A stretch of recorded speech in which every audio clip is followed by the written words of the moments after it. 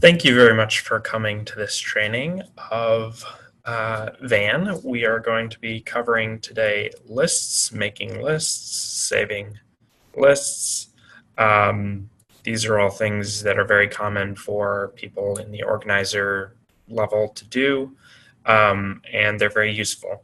And we're going to be also branching out from that to a couple things you can do with a list. One is counts and crosstabs, so that is looking at the detailed, uh, count of a particular thing on a list, and another thing is making a virtual phone bank from a list. So I'm going to start my screen share and we'll get started. Just a reminder, in case you haven't seen the earlier videos in this series, we've got our My Voter side of the database, which is where your voter file is located. This is uploaded and maintained maybe by your state party, maybe by a data vendor like Target Smart or Catalyst. You've got your navigation menus, and then the My Campaign side where you've got the information about your volunteers, your campaign, scheduling people for events and stuff like that. So over here, I'm going to start by showing all the ways you can get to lists. So lists are for creating a group of people based on some logical parameters. You can either go to My List and hit New Search to create a new list. You can create a list here, and you can also create a list from the main menu. Just start by creating a new list, and when you're in here, you can also just start a new search and abandon the search that you were doing. You currently have a list maybe loaded here, which says go to My List, or it may say My List, 0 people if you haven't loaded a list yet. This list is the only list that VAN is going to remember. So when you hit New Search, it doesn't overwrite your list yet, and it doesn't overwrite your list as you're adding parameters. But as soon as you run your new search, which is giving me a much bigger list than I had before, that is going to overwrite the list you had. So if you didn't save that previous list, you're going to completely lose whatever you had generated there. If you want to save it, you should make sure and save it. So as you create a list, the first thing is going to be this step 1, new search. And it is going to load some suppressions, which are usually getting rid of deceased people, including only good addresses, good mailing addresses, and it includes people who don't want to be emailed. But you can change those suppressions in any of these categories, right? Suppressions is just one of the categories of things you can search. It also is excluding automatically voted early and is including all voter registrations automatically. That's just the default for this instance of VAN. Other instances may have slightly different defaults, but you can go in and change those. So here is where you pick your search criteria. And one thing to note is that this early step is somewhat inflexible. So you can search by a criteria such as their address. We can perhaps search everybody in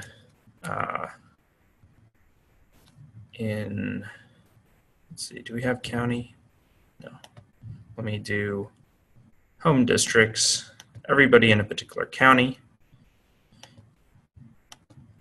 And so now that criteria is there, and you search it, and you hit this preview results without running the search to just see what your number is going to be before you actually run the search and overwrite your list.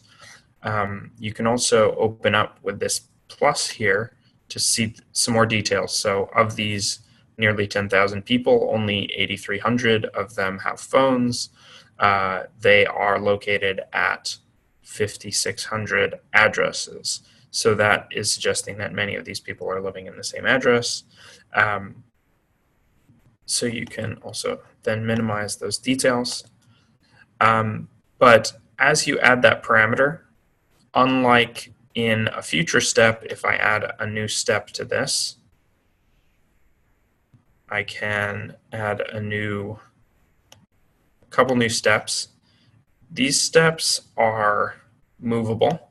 I can drag them and put them earlier in the order compared to these other steps I've added. They rearrange themselves.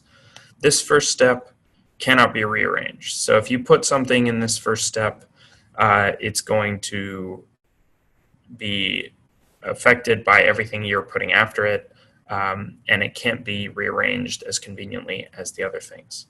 So I've done a couple things here that jumped ahead a little bit to explain that part, but I want to basically just show you, other than adding criteria just to this first step and previewing and then running that particular search, you can break it down a little more by adding steps. So the different steps you can add are to add people, remove people, narrow by sample, and do householding.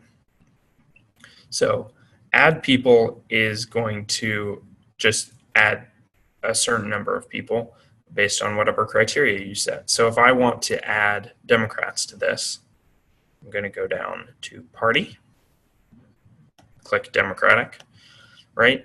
And you're going to note something that this preview is huge, right? Because what I haven't done is like taken the people in this county and reduce them to just the Democratic people in that county. Instead, I have added all the Democrats in my database to also all the people in this county. So this list is not going to be just Democrats. It's going to be all the Democrats and Republicans and everybody else in this county, plus all the Democrats.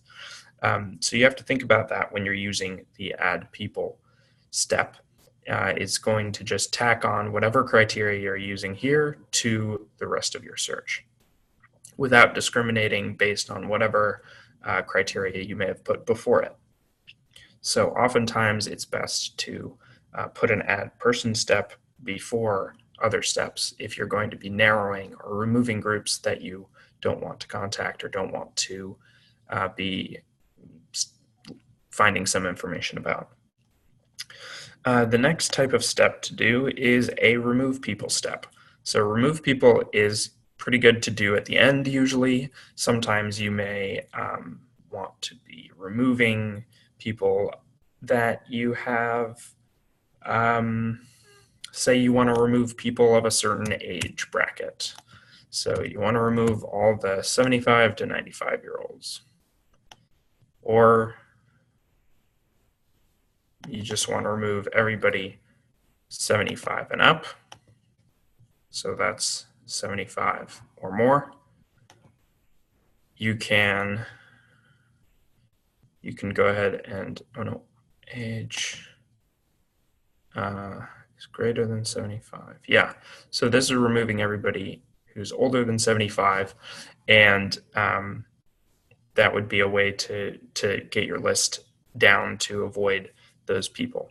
Another way to kind of do the same thing might be to narrow the list, which is another kind of step. So this is going to take all the people on your list so far and narrow them by some criteria. So another way to do what I just did by removing everybody older than 75 would be to narrow to everybody younger than 75, or maybe everybody younger than 76.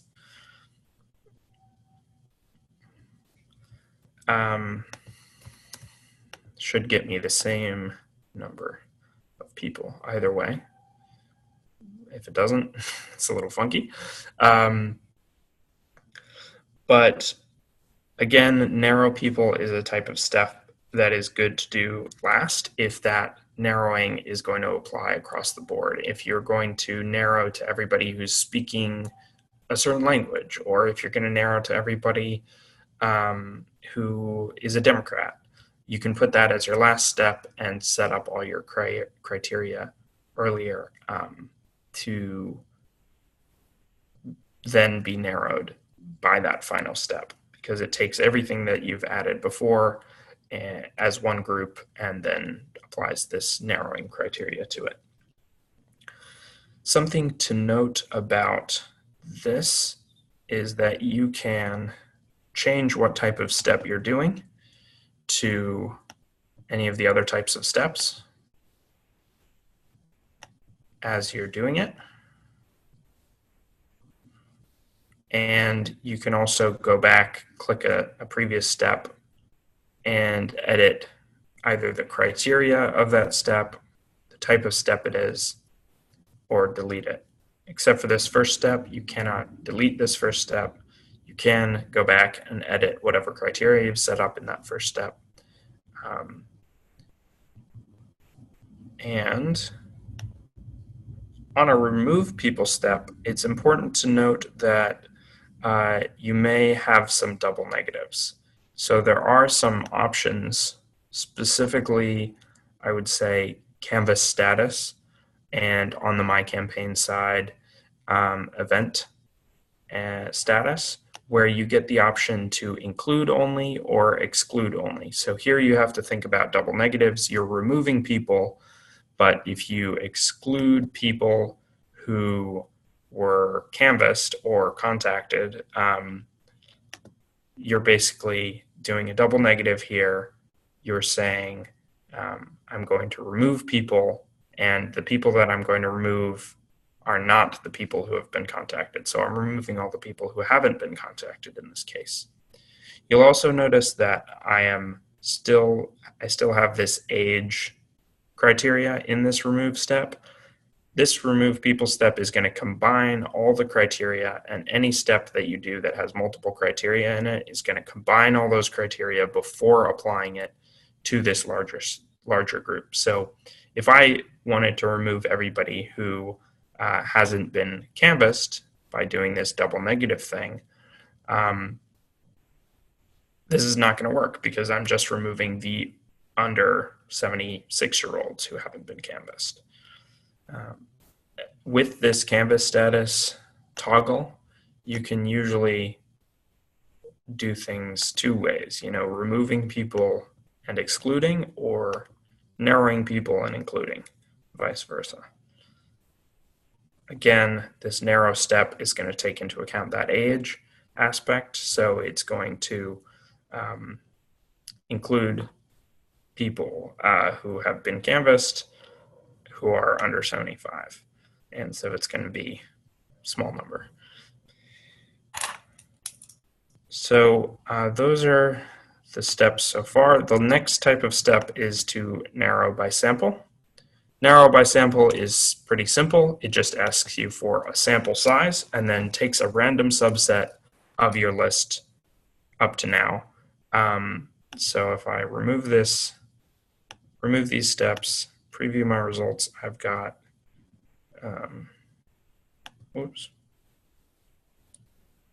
a whole bunch of people. Say I'm making a call list and it needs to be a certain size, needs to be 1,000 calls, for example. I'm going to just narrow to 1,000 calls, see what that gets me. It gets me exactly 1,000 people, and those people are going to be a random subset of the people.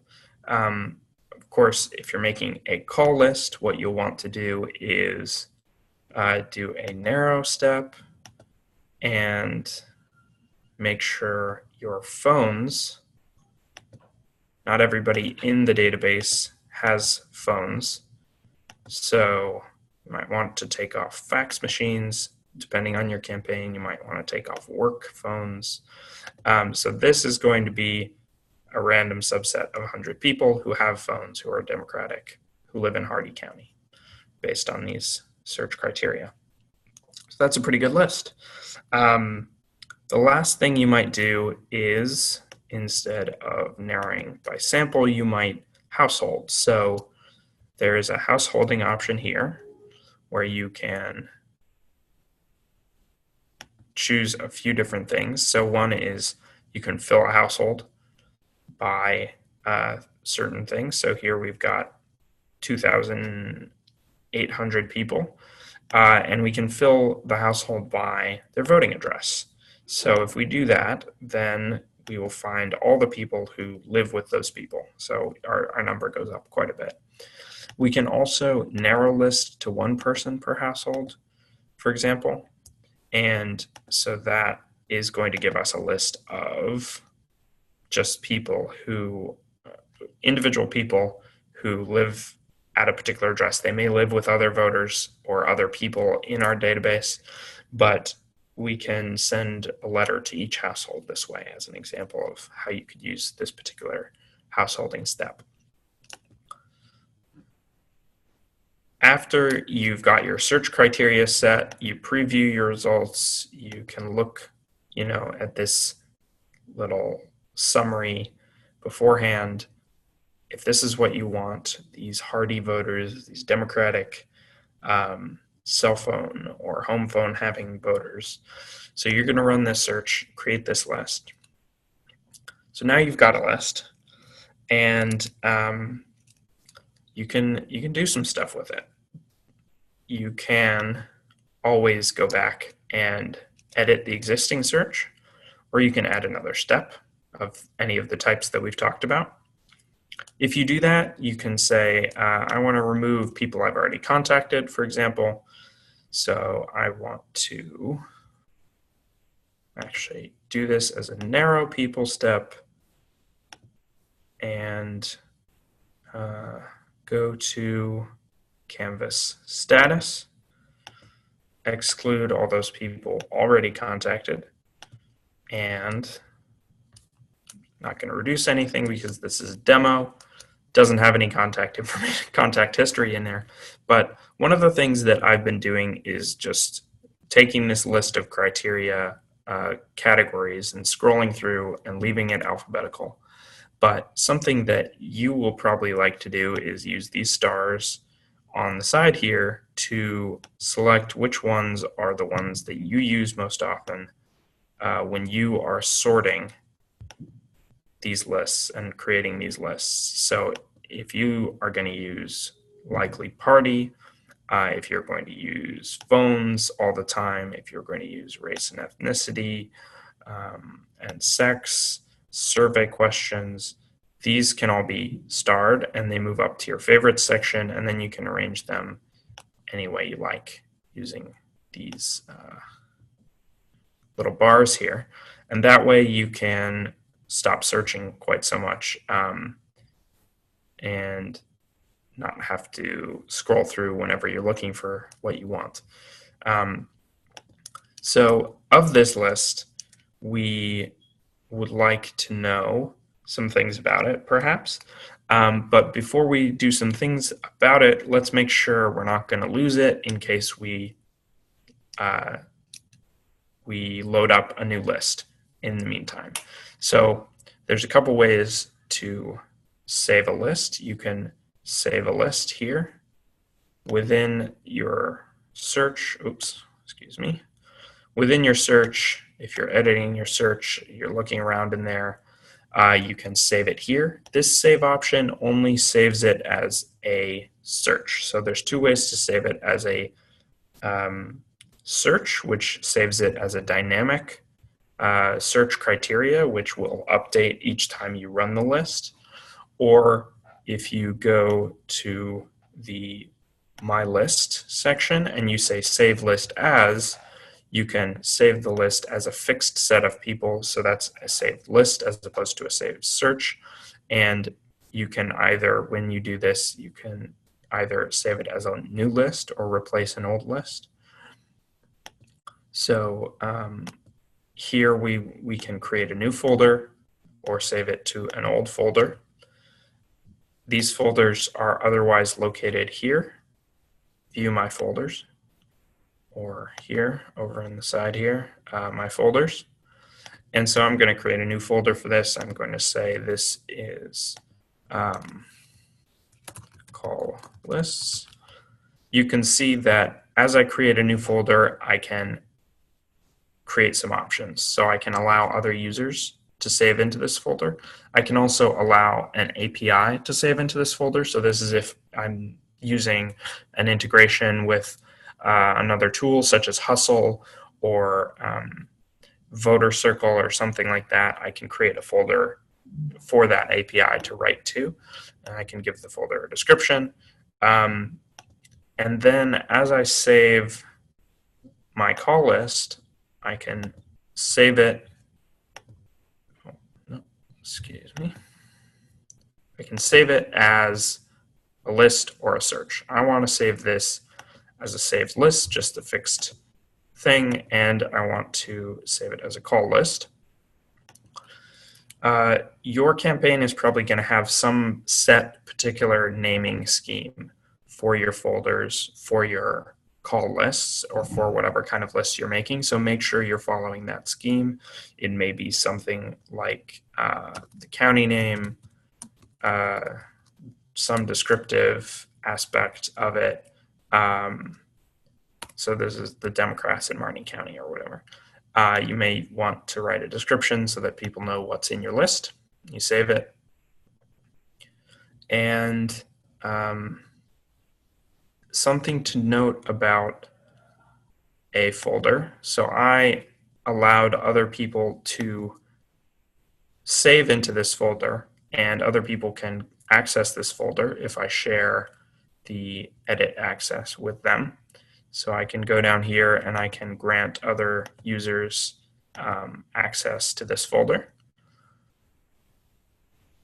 But they will not be able to edit the folder. They will not be able to share the folder with others. And if I've created a list and put it in that folder, they will be able to edit that list, but not rename that list.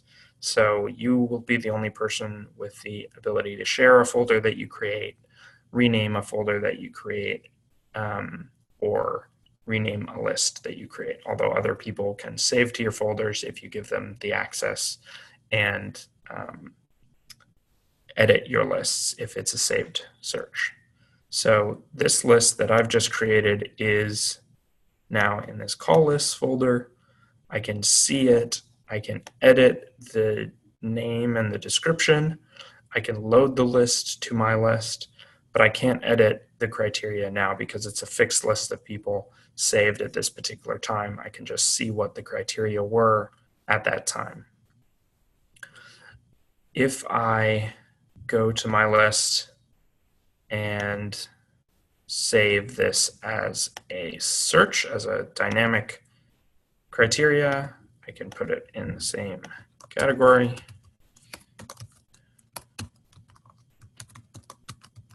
I'm just giving it a different name so that it will save.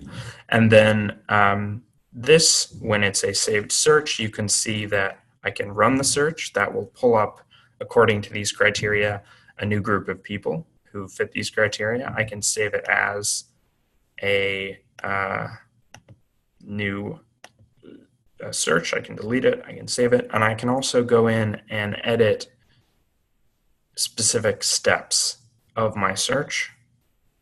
Or if I run the search and overwrite my current list, then I'm going to be able to edit this existing search, as opposed to if I then now if I save as, and I can either save it as a new search or replace an existing search. So I can go in and save over this saved search that I've done if I've changed the criteria for some reason. So now that I've got this search, what do I want to do with it? Well, I may just load this as a count. You know, if I've created a particular criteria that say, how many people have voted or how many people have I ID'd. So then I could just run that search and get an updated number. So I might set up some searches like that to do my regular reporting. Or I might use a particular saved list. If I do a new search here and use some of these details, so I could say, okay, I want phones, and I want party. I'm not going to take Republicans. I'm going to take everybody else. And I want voting history. I want anybody who did at least 3 of the last few general elections voted. So they did at least 3 of the last 5 general elections, and they voted in at least 3 of those. I can run this and save this as a fixed list, and this could be what people call a call. So this list could be the starting point of all of my future lists. So I can load this list and then just narrow from it. So I know it's already containing likely voters who are not Republican, who have phones, so I don't have to worry about those criteria ever again. I can just narrow to the particular activist codes I'm interested in, the particular district or whatever that is my responsibility as an organizer or as a volunteer. So that is one thing that I can do with another thing I can do with the list. Finally, I may want to learn some more about the list. So obviously, if I am narrowing this list to some detail about people, such as do I have their email, or maybe do they have a particular range of scores? So some systems will have predictive scores loaded into them. Maybe have they voted yet? I can find out one piece of information about them just by running a particular search or previewing the results on a particular search. But if I want more detailed counts, then I can go to the list and then I can go to counts and crosstabs. So I can go to counts here at the top, run quick counts and crosstabs, and then load this up. So this takes us to a section called counts and crosstabs, and we have here the sections here along the top. You have 3 sections available. Each section can have a subsection, so these are going to be your horizontal labels. And then down here we have 4 columns, so you can divide up your horizontal crosstabs with some vertical columns.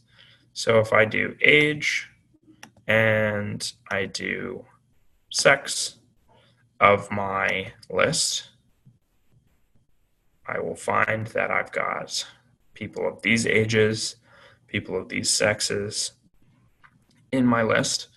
And then I can do crosstab by some other information. So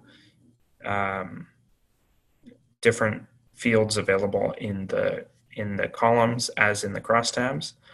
If I want to do, for example, by city, let's just do that. So this is lots of cities. So you see,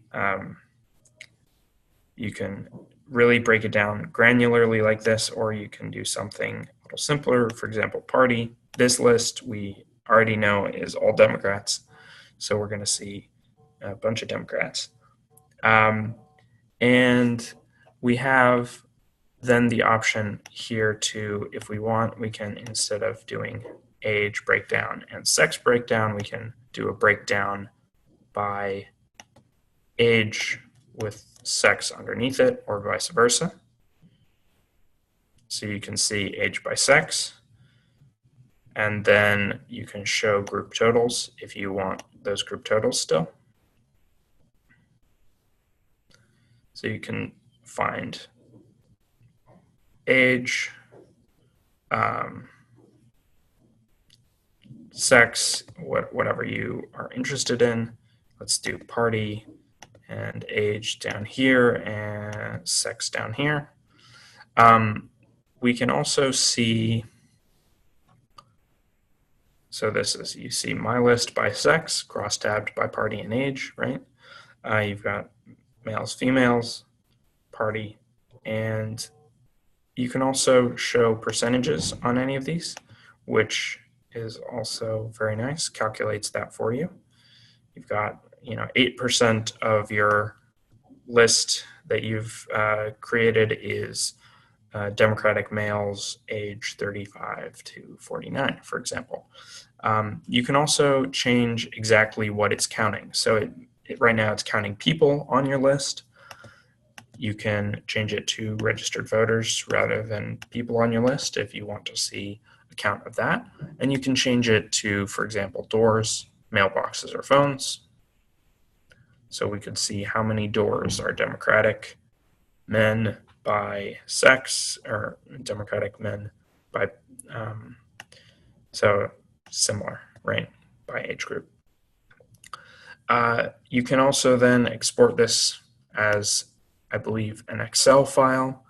Hopefully you have Excel. I always recommend, if you're an organizer or if you're doing something with some data, get you Excel. It's worth it. Google Sheets can't do everything that Excel does. Just a little plug there. So that is doing a count. The other thing we might do with a list is, can't do it with this list, it's a little too big, right? This is a whole universe of likely voters. But let's say we want to get the likely voters in a particular county. So maybe we go to home districts. We'll go to Baker County. We'll go to precinct 1A, for example. See who are the likely Democratic or at least non-Republican voters with phones. Those are all our criteria so far. We've got these two unnecessary narrow steps in there. I wonder why. So there's 462. That's a normal number of people to call, right? So you can load that and you can go ahead and go to calls instead. So this is to set up a virtual phone bank. Here we've got that option. We can also print a walk list or a call list from this list, but I'll go over that hopefully in another video. Another way to access your setting up of a virtual phone bank is to go here in your administrative menu to virtual phone bank, phone services, or in here, organizing virtual phone bank or virtual phone bank list. Virtual phone bank list is the one you want to administer it. This is just going to take you to the virtual phone banks you have available, or to enter a VPB code. That's virtual phone bank VPB, common lingo. So if I go phone services, go to virtual phone bank, I can actually directly add a new phone bank here, and it loads from a saved search.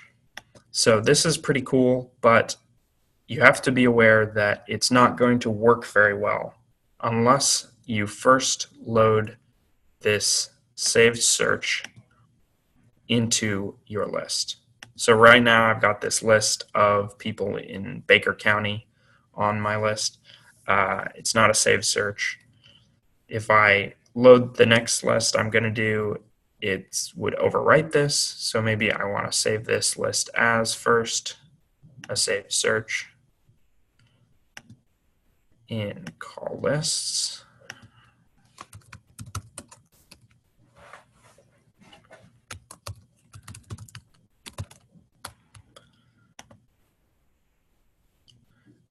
Okay, so now I've got a saved search that I can use for my virtual phone bank.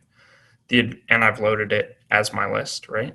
The advantage of loading a saved search as your phone bank is that you can refresh the phone bank later. So you can load up that same saved search and then hit refresh on the phone bank, and it will pull from those same criteria of that saved search. It will run that search again, pull up a new list of people based on those dynamic search criteria, and load that into the phone bank newly. So that's a really cool thing that can be done. It's a little finicky, as I said, because you need to make sure you've got that particular saved search loaded as your list.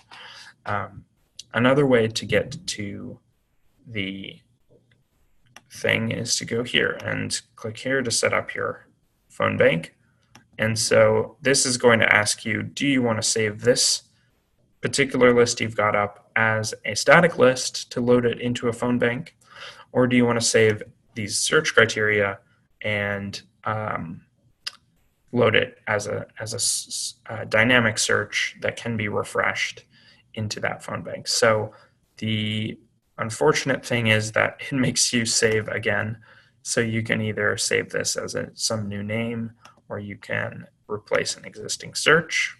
So I could go to replace this same Baker universe, even though I've already saved it. Or I could have known that that was coming and saved it in the process of making the virtual phone bank rather than saving it first. So unfortunately, this demo version doesn't let me produce any output like a phone bank. Otherwise, I would take you through the settings of the phone bank, but hopefully I can get access to a version that talks about that has that access so that I can show you the setup of a phone bank. But basically, you can set when it's available. You can set what the answers are based on loading a particular script and selecting particular Canvas results. And you can optionally make it an open VPB, which is an open virtual phone bank, which means that anybody with a list link to it can access it. So you just publish that link and anybody can access it by clicking that link. Otherwise, a virtual phone bank is only going to be available to people who have access to it. So you can edit the access to a phone bank by going to your phone bank lists. You'll have to filter up here to find lists. You might need to show expired or not show expired, phone bank lists, inactive or active, right? Refresh the results. You'll get a particular list based on your filters up here. And then you can edit your virtual phone bank to provide people access to it if you're not going to make it an open virtual phone bank. In the next thing that I do, I'm going to talk a bit about making activist codes, making survey questions, and making scripts, which is sort of a prerequisite to making those phone banks or printing a call list. Thank you so much for studying up. Good luck in your races.